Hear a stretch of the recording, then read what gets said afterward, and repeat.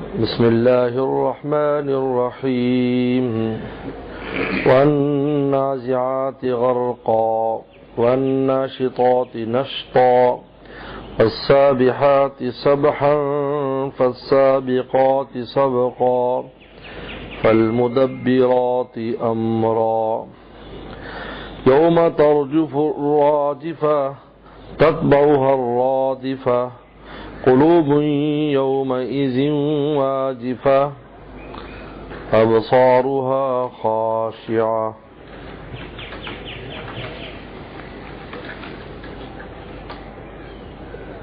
سورہ نازعات یہ بھی مکی صورت ہے اور اس میں بھی اللہ تعالی نے احوال قیامت کو بیان فرمایا ہے. جس طرح سورہ نبا میں کفار مشرکین تمسخر اڑاتے تھے قیامت کا اور اس کو محال سمجھتے تھے، تو اللہ تعالیٰ نے ان کا رد فرمایا اور قیامت کے کچھ حالات کو بیان کیا کہ مومنین مخلصین کو کیا ملے گا اور مشرکین اور کافرین کو کیا ملے گا. یہاں شروع سے ہی احوال قیامت کا بیان ہے. گویا کہ باقبل جو صورت ہے اسی صورت کی تفصیلی جو بات چیت ہے وہ اس میں بیان فرمائی. اللہ تعالیٰ نے مقصود کو بیان کرنے سے پہلے 5 قسمیں کھائیں. اور ایک بات ہمیشہ یاد رکھیں کہ انسان قسم اس لیے کھاتا ہے تاکہ اپنی ثقافت کو اور اپنی مضبوطی کو بیان کر سکے کہ میں اپنی بات میں سچا ہوں. لیکن اللہ تعالیٰ کیوں قسم کھاتے ہیں؟ اللہ تعالیٰ کیوں قسم کھاتے ہیں؟ کیونکہ ذات الہی جو ہے اس کو تو اس بات کی ضرورت نہیں ہے کہ وہ اپنی ثقافت کو اور اپنی مضبوطی کو اور اپنے اعتماد کو بیان کریں. تو وہاں پر قسم کھائی جاتی ہے کہ جن چیزوں کی قسم کھائی جا رہی ہے ان کی اہمیت اور جس کے لیے کھائی جا رہی ہے اس کی اہمیت بیان کرنا مقصود ہے. ذات الہی تو اپنی ذات کے اعتبار سے کافی ہے، اس کو کسی اپنے کلام کو ثابت کرنے کے لیے کسی قسم کھانے کی ضرورت نہیں ہے. میرے آپ جو قسم کھاتے ہیں، میرے آپ کا قسم کھانے کی وجوہات اور ہیں کہ ہم پر لوگ اعتماد نہیں کریں گے، ہم قسم کھا کر اپنی بات کو مضبوط کرتے ہیں. اللہ تعالیٰ کو اس کی ضرورت نہیں ہے.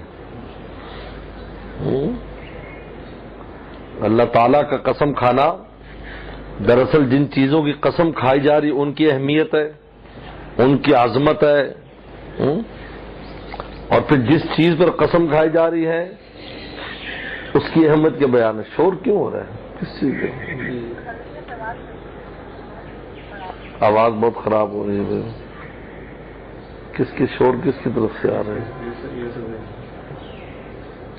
بھائی اپنے مائک اگر بند کریں گے تو پھر ہے. اچھا ایسا ہے کہ میری یہ رائے ہے کہ آپ حضرات کے رول نمبر مقرر کر دیں تاکہ میں رول نمبر کے اعتبار سے کیسے رول نمبر فلاں جو ہے وہ اپنا مائک صحیح کر لیں. آج انشاءاللہ آپ رول نمبر الاٹ کر دیتے ہیں آج آپ لوگوں کو، اور آپ کا مانیٹر بھی بنا دیتے ہیں.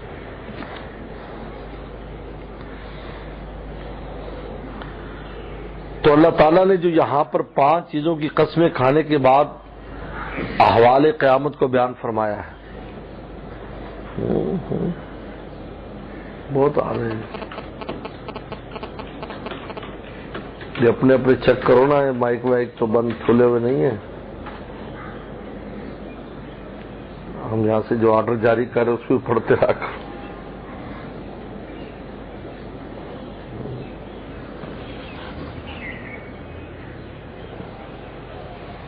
یہ ایک لکھا یوسف نجیب صاحب کی وہاں سے نا تھوڑا سا وہ سیٹ کرو گے اپنا. ہاں بس ان کے وہاں انڈیکیٹ کر رہا ہے کوئی گڑبڑ ہے. خیر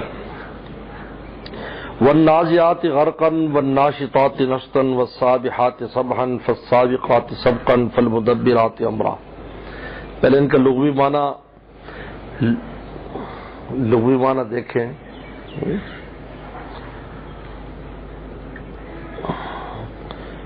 والنازعات، آواز بہت خراب ہے. ان کا مائک ابھی دیکھو آپ اس نے ڈسٹیبل کر دینا. میسج کر دیں تو پہلے اوکے کریں پھر واپس میسج. بھئی یہ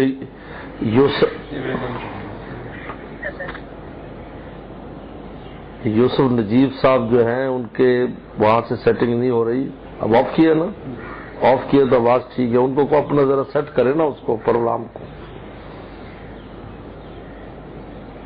اب آواز ٹھیک ہے. یوسف نجیب صاحب ہیں ان کی طرف سے پرابلم ہے. ہاں ان کی طرف سے پرابلم ہے. انہوں چیک کرے یوسف نجیب صاحب. ہم نے آف کیا ہے تو ٹھیک ہو گئے.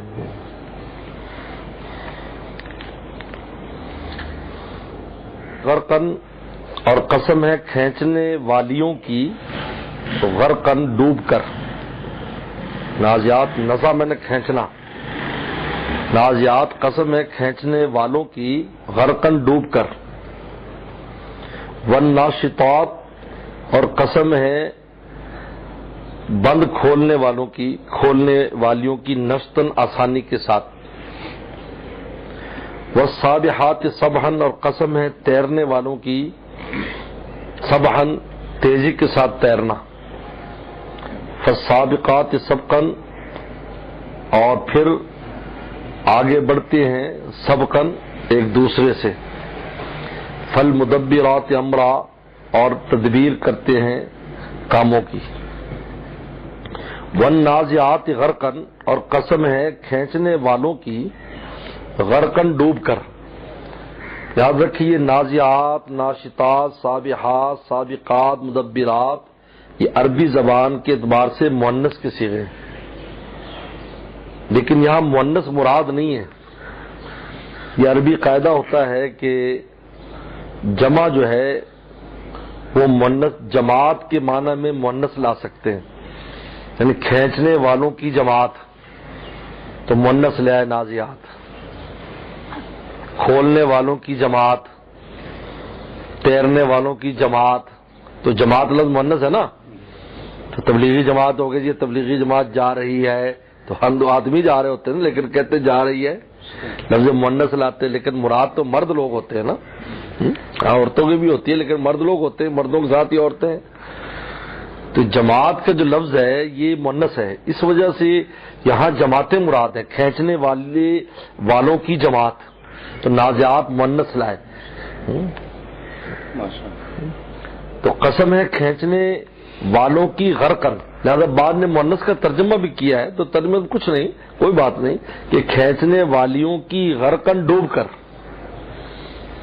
والناشطات نشطا اور بند کھولنے والیوں کی، نشطا کھولنا. یہ نشطا تاکید ہے ناشطات کی، یعنی آسانی کے ساتھ، اتنی آسانی سے بالکل جیسے گرا کھول دی فوراً کھل گئی. یہ کون لوگ ہیں؟ اب اس کا مراد سمجھو. تو جمہور مفسرین نے کہا کہ یہ فرشتے ہیں. یہ 5 جو یہاں اوصاف بیان کی یہ فرشتوں کے اوصاف ہیں. والنازعات سے مراد وہ فرشتے ہیں جو کافروں کی جان لیتے ہیں. تو وہ ڈوبتے ہیں کیونکہ جان نکلنا نہیں چاہتی تو ان کے جسم میں گھس جاتے ہیں اور جسم میں گھس کر ان کی جان کو گھسیٹ کر نکالتے ہیں. النازعات غرقا. اور اس میں وہ جو کہتے تھے کہ قیامت کب آئے گی، ہوگا قیامت تو اس سے پہلے تو یہ کچھ ہونا ہے تمہارے ساتھ. النازعات کھینچنے والیاں یعنی کھینچنے والے فرشتے، غرقن ڈوب کر. ڈوب اس لیے کہا کہ وہ کافر کی جان جانا نہیں چاہتی، فاسق کی جان، منافق کی جان نکلنا نہیں چاہتی تو وہ چھپتی ہے جسم میں. جب چھپتی ہے تو اندر گھس کر نکالتے ہیں. چنانچہ حدیث شریف میں آتا ہے، اس کی مثال ایسے ہے کافر منافق فاسق کی جان نکالنے کی کہ جیسے گیلی روئی ہو اور اس کے اندر کوئی جو ہے کانٹوں دار ٹہنی ہو اور اس کو زور سے اگر کھینچا جائے تو کس طریقے پر وہ روئی کے اجزاء کو پھاڑتی ہی اور اس کے اجزاء کو ساتھ لیتی ہوئی باہر نکلتی، اس طرح جان نکلتی. تو رگ و ریشے میں کوئی رگ اور جسم کا حصہ نہیں ہوتا جس میں درد نہ ہو ان کے. کیونکہ ہر جگہ سے کھینچا ہے اس کو. والنازعات غرقا، قسم ہے ان فرشتوں کی نازعات جو کافروں کی جان کو کھینچتے ہیں، غرقا ڈوب کر. والناشطات نشطا، اور قسم ہے بند کھولنے والوں کی نشطہ آسانی کے ساتھ، یہ مومنین کی جان لینے والے فرشتے ہیں. حدیث میں آتا ہے مومن کی جان ایسے نکلتی ہے جیسے مشکیزے کا بند کھول دیا اور اس کو الٹا کر دیا، پانی آسانی سے نکل گیا. یہ بند کھول دیا، چنانچہ بند کھولنے سے حدیث شریف میں تشبیہ دی گئی. والناشطات، ناشطہ میں بند کھولنے والے فرشتوں کی قسم، نشطہ آسانی کے ساتھ، کہ بند کھولا اور جان نکل گیا، آخری قطرہ تک حدیث میں آتا ہے کہ اس کا نکل جاتا ہے. تو اسی طرح مومن کی جان آسانی سے، کیونکہ پہلے ہی اپنے مولا کے پاس جانے کو تیار ہوتی ہے. تو جیسے ایسے ہے جیسے پرندہ پھڑپھڑا رہا ہوتا ہے باہر کے ماحول کو دیکھ کر، اور جو ہی آپ نے جب وہ دروازہ کھولا اور وہ پھور سے اڑ گیا، اس کو دھکے دے کے نکالنے کی ضرورت نہیں ہے. یہ ہے ناشطات نشطہ. نشتن تاکید ہے، تاکید سے مراد یہ ہوتا ہے کہ بہت ہی آسانی کے ساتھ بالکل بند کھول دیتے ہیں. والسابحات سبحا، اور قسم ہے تیرنے والوں کی، سبحا تیر کر. تیرنے والوں سے مراد کیا ہے؟ یعنی تیزی سے وہ فرشتے ایمان والوں کی روحیں آسمان پر لے جاتے ہیں، تیزی سے. سابحات سبحا، تیرتے بڑی تیزی سے جانے لے، جو ان کو ملا وہ جان بڑی تیزی سے لے کر جاتے ہیں. اس طرح تیز جاتے ہیں جیسے پانی میں تیر رہے ہوں، کیونکہ پانی میں تیرنا ایک ایسی چیز میں کوئی رکاوٹ نہیں ہے. جو آدمی تیرنے کا ماہر ہو تو اس کو پانی میں تیرنے میں کوئی رکاوٹ نہیں ہوگی. بھائی اس خلاف اس کے کہ میں اور آپ اگر چلیں گے تو رستے میں کوئی بھی چیز میرے اور آپ کے رکاوٹ ہو سکتی ہے، کوئی دیوار آ جائے، کوئی گڑا آ جائے، کوئی کانٹا لگ جائے، کوئی اینٹ آ جائے. لیکن جو تیر رہا ہوتا ہے اس کو کبھی ایسی کوئی رکاوٹ نہیں آتی. آپ نے دیکھا کہ وہ جیسے بس تیرنے کا ماہر ہونا چاہیے. اس لیے اس سے تعبیر کیا تیزی کو ان کے ساتھ. سابحات سبحا، سمجھ آ رہا نہیں آ رہا؟ سباحت کہتے تیرنا. خبروں میں آئی بات یہ نہیں، اس میں کوئی رکاوٹ نہیں ہوتی، بڑی نقطے کی بات ہے، ورنہ چلنے میں رکاوٹ ہے. اور سابحات، اور تیرنے والے یعنی ہواؤں میں تیرتے ہیں، ایسے سن کر اڑتے ہیں اور زمین سے آسمان تک، آسمان زمین تک. سبحا تیرتے ہیں، تیرنا. یہ بھی تاکید ہے سبحا سابحات کی، اور قسم ہے تیرنے والیوں کی، تیرنے والے فرشتوں کی، وہ جو جان لے کے جا رہے آ رہے. فالسابقات سبقا، اور فالسابقات پس دوڑتے ہیں، سبقا ایک دوسرے سے آگے سبقت کے لیے دوڑتے ہیں. یعنی یہ فرشتے ہیں جو مومنین کے اعمال کو لے کر دربار الہی میں کہتے ہیں کون پہلے لے جائے گا، کہتے ہیں کون پہلے لے جائے گا. اللہ کے ہاں پہنچاتے ہیں اعمال کو، یا نیک روحوں کو پہنچاتے ہیں. سب کا جیسے حدیث شریف میں آتا ہے، آپ نے سلام پھیر کر آپ نے کہا کہ کس نے میرے پیچھے کلام کیا تھا؟ صاحب نے کہا جی میں نے کہا تھا. جب آپ نے سمع اللہ لمن حمیدہ کہا تو میں نے کہا ربنا لک الحمد حمدا کثیرا طیبا مبارکا فی مبارکا علی کما یحب ربنا ویرضا. آپ نے فرمایا میں نے 30 فرشتوں کو دیکھا کہ وہ دوڑ رہے تھے کہ کون اس کلمے کو پہلے دربار الہی میں لے کے جائے. یہ فالسابقات سبقا، یہ سبقت کرنے والے، سبقا ایک دوسرے سے آگے سبقت کرنے والے. سبقت آپ سمجھتی ہیں دوڑنا. فالمدبرات امرا، پس تدبیر کرنے والے امرا امور کی. یہ بھی فرشتے ہیں، کسی کا مرض، کسی کو شفا، کسی کو رزق، بیچ دنیا کے جتنا نظام ہے فرشتے چلا رہے ہیں، ان کی ڈیوٹیاں لگی ہوئی ہیں، یہاں یہ کرو یہ کرو، وہ سب تدبیر امور کی تدبیر کر رہے ہیں. مدبرات تدبیر کرنا، کیسے روٹی پہنچانی ہے، کیسے روٹی، کیسے علم پہنچانا ہے، کیسے وہ کرنا ہے، یہ کرنا ہے، سارا یہ سب فرشتوں کا نظام. کل مدبرات امرا، بات. یہ وہ تفسیر ہے جو معروف تفسیر ہے کہ پانچوں چیزیں، یہ پانچوں جو اوصاف ہیں یہ فرشتوں کے ہیں. اس کے بعد قیامت کے حالات کو بیان کیا، یوم ترجف الراجفہ. بعض مفسرین نے کہا ہے کہ اس سے مراد ہوائیں ہیں، بعض نے ستارے بھی کہا ہے، بعض نے مجاہدین بھی کہا ہے کہ مجاہدین ہیں. ایک صوفیہ کرام کی بھی تفسیر ہے، کر دوں اگر کہو آپ. صوفیہ کی بھی ایک تفسیر ہے کہ صوفیہ کیا مراد لیتے ہیں. وہ کہتے جی اچھا کہتے اس سے مردان خدا مراد ہے، اللہ کے راستے کے مرد. تو نازعات غرقن کا مطلب ہے کہ اپنے نفس کو کھینچتے ہیں برائیوں سے، غرقہ ڈوب کر، یعنی اتنا زور لگاتے ہیں کہ نفس کہیں بھی گھسنا چاہتا ہے تو اس کو وہاں سے کھینچتے ہیں. نازعات غرقہ یعنی غرق ہو کر، یعنی بڑی محنت کے ساتھ اپنے نفس کو اس کی معلوفات اور اس کی پسندیدہ چیزوں سے کھینچتے ہیں. والناشطات نشطا، بند کھولنا، پھر جب نفس کھنچ جاتا ہے تو ناشطات نشطا، تو پھر یہ نفس آسانی کے ساتھ نیک امور پر آ جاتا ہے. جیسے بند کھول دی ہے، اب آسانی کے ساتھ نیکی کرتا ہے، پہلے تو قابو ہی نہیں آتا تھا. والسابحات سبحا، پھر اللہ کے راستے میں تیرتا ہے. وہ نفس جو ہے نا، وہ نفس لوامہ یا مطمئنہ، پھر راہ مولا میں تیرتا ہے. وہ لوگ ہر وقت اللہ کو یاد کر رہے ہیں، ان کو مزہ آ رہا ہے، اس میں ذکر اذکار مزہ آ رہا ہے. فالسابقات سبقا، اور پھر وہ لوگ مردان خدا ایک دوسرے سے آگے بڑھنے میں رات دن محنت کرتے ہیں. وہ کہتے ہیں میں آگے بڑھ جاؤں، کہتے ہیں میں آگے بڑھ جاؤں، جیسے صحابہ اکرام میں تھا. سب لوگ کے دیکھتے کہ دوسرا کیا کر رہا ہے تو وہ بھی شروع ہو جاتے تھے، اور اپنے عمل زیادہ کر رہے ہیں اس کو پتہ چلتا تھا، وہ بھی شروع ہو جاتا تھا.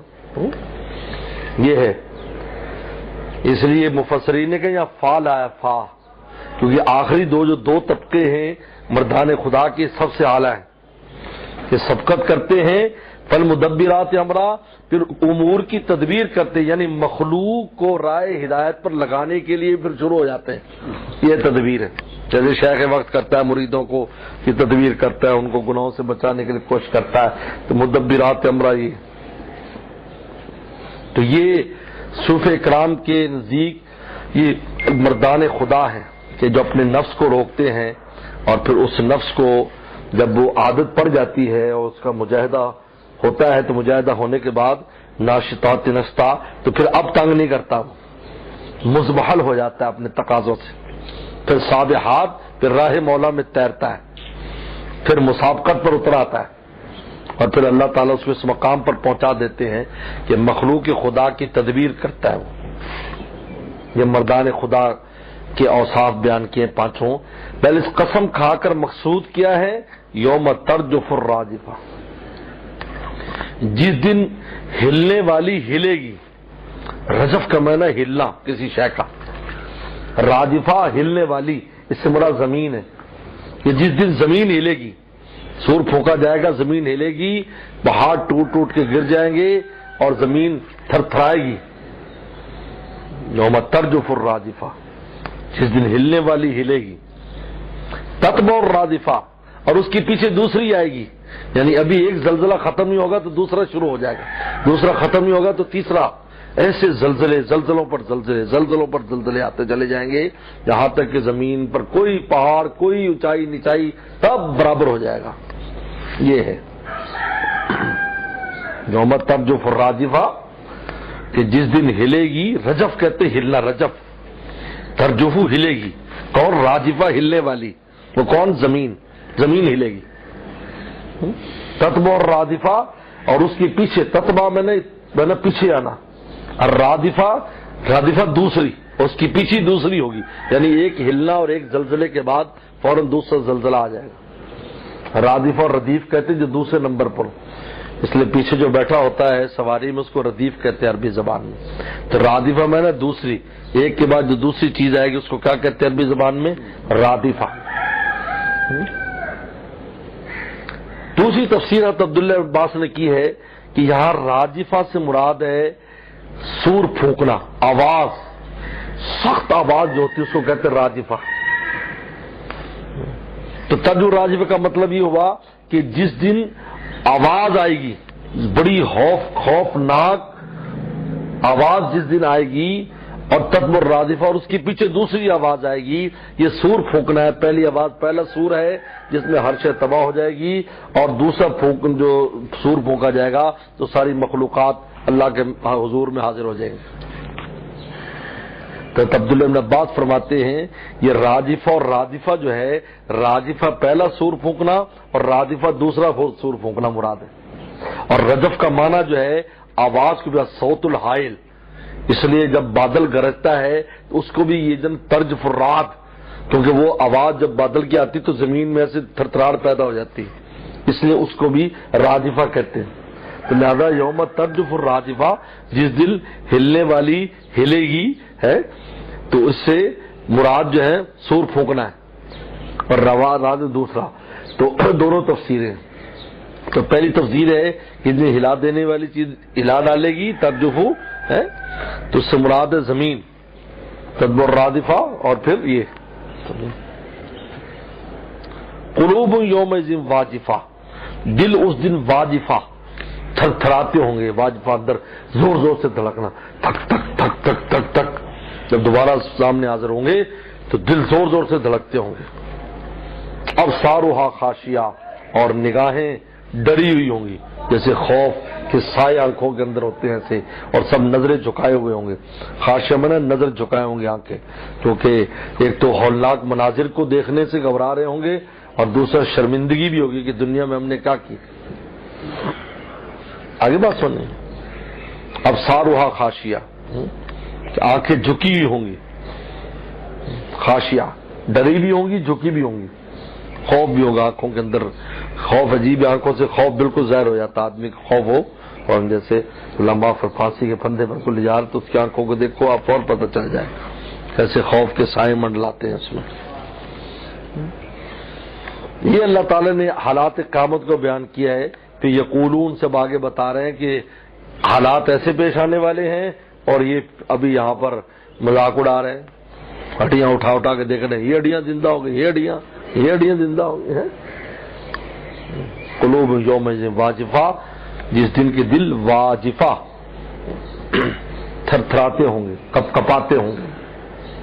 ابصارها خاشعہ، اور آنکھیں جو ہے وہ جھکی ہوئی ہوں گی، ندامت سے جھکی ہوں گی، اور احوال قیامت کے دیکھنے سے چلے وہ جھکی ہوں گی. آنکھیں بند کر لیتے نا آدمی جب خوف زدہ کو خوفناک منظر ہو، لیکن آنکھیں بند کرنے سے منظر سے چھوٹ نہیں جاتا آدمی.